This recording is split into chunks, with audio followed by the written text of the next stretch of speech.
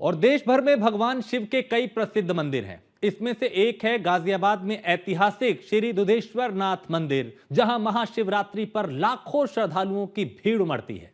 मान्यता है कि इस मंदिर में रावण के पिता ऋषि विश्रवा ने भी महादेव की पूजा की थी। और शिवरात्रि पे कैसी है यहां की तैयारी और क्या है मंदिर की खासियत, देखिए हमारी सहयोगी जूही तोमर की ये रिपोर्ट।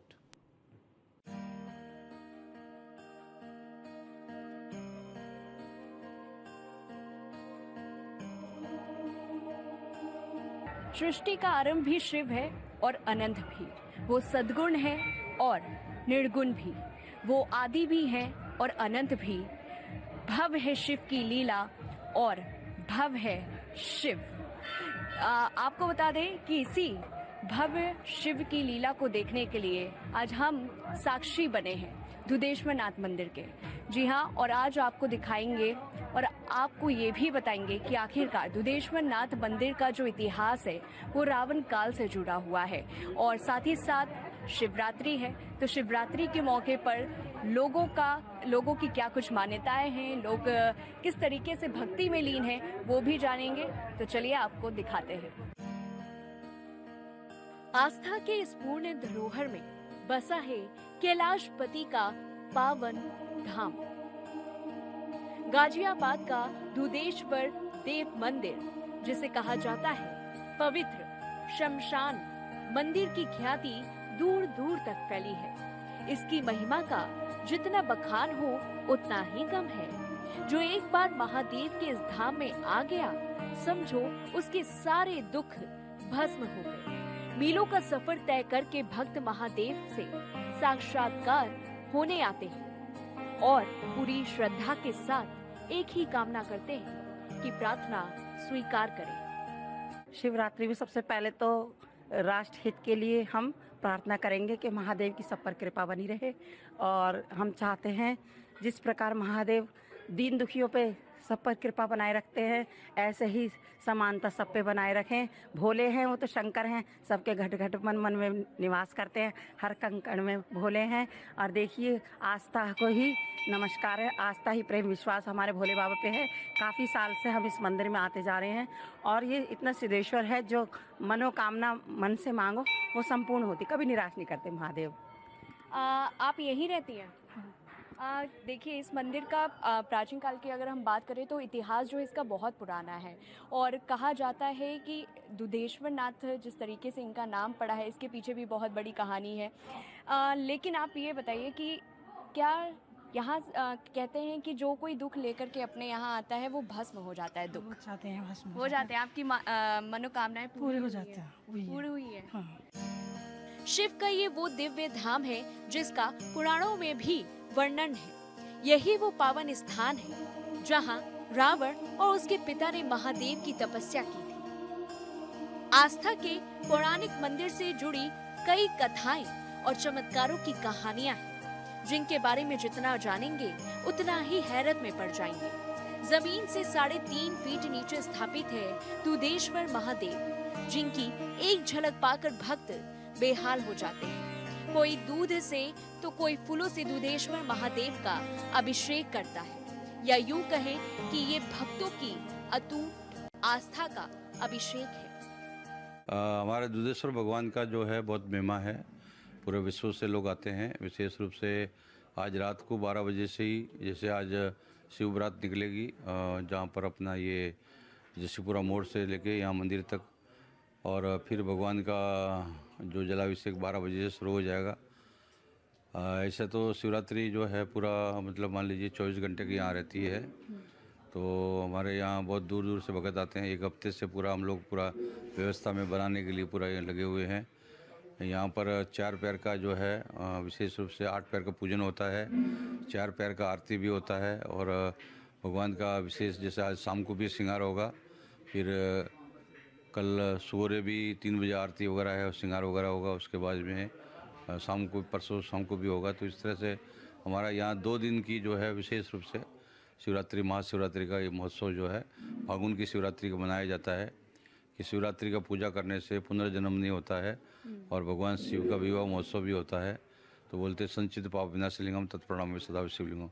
सर्वसुगंधि लेपित लिंगम पंकजार शोभित लिंगम।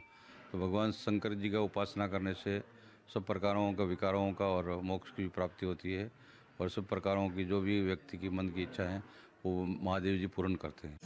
जहाँ भी भगवान शिव की पूजा होती है वहाँ नदी यानी भगवान भोले के द्वारपाल सदैव विराजित होते हैं। बगैर नंदी महादेव की पूजा अधूरी मानी जाती है, और यही वजह है कि हर शिव मंदिर के बाहर नंदी की मूर्ति जरूर होती है।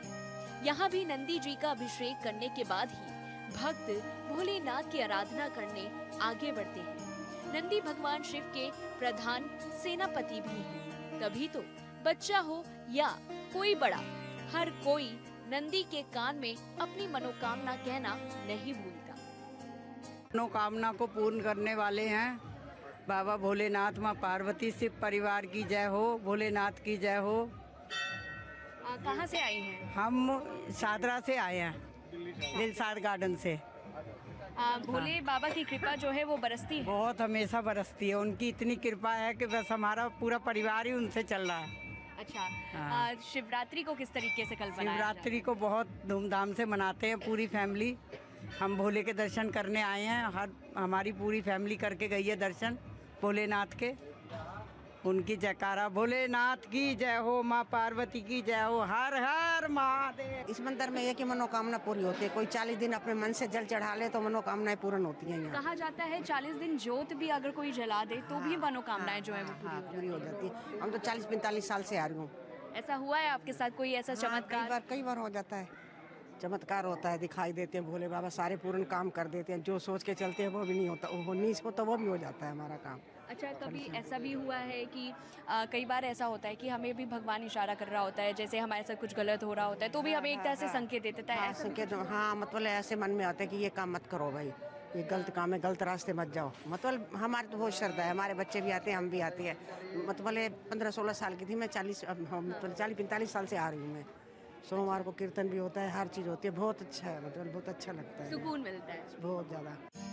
गाजियाबाद का दूदेव मंदिर अपने आप में इतिहास के कई पहलू समेटे हैं। पुराणों में हरनंदी नदी के किनारे हिरण गर्भ ज्योतिर्लिंग का वर्णन मिलता है। हरनंदी यानी ब्रह्मा जी की पुत्री, जिसे अब आप हिंडन के नाम से जानते हैं। उसी नदी के किनारे रावण के पिता ने भगवान शिव को प्रसन्न करने के लिए घोर तप किया। क्या है इस मंदिर से जुड़ी पौराणिक मान्यता और कैसे यह कहलाने लगे दूधेश्वर महादेव? ये जो है बहुत प्राचीन मंदिर है। काशी विश्वनाथ जो नाथ मंदिर है उसका उप ज्योतिर्लिंग के रूप में है। वैकुंठ चतुर्दशी को भगवान दूधेश्वर प्रकट हुए थे। जो कार्तिक की वैकुंठ चतुर्दशी आती है उसी समय भगवान प्रकट हुए थे। तो प्राचीन काल में जैसे कि ऋषि जो है विश्वेश्वर ऋषि, जो रावण के पिता थे, विश्वेश्रवा ऋषि ने जो है इस लिंग को स्थापना किया था। और कालांतर में फिर ये भाई आपका ये टीला बन गया बहुत बड़ा।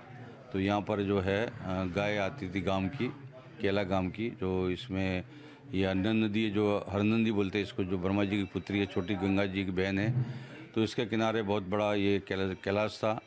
तो यहाँ पर जो है बोले गाय चरती थी। तो यहाँ पर जब देखा कि भाई गाय का दूध स्वतः गिरता है तो लोगों ने खुदाई किया, तो यहाँ शिवलिंग निकला, दूध से प्रसन्न ईश्वर दूधेश्वर।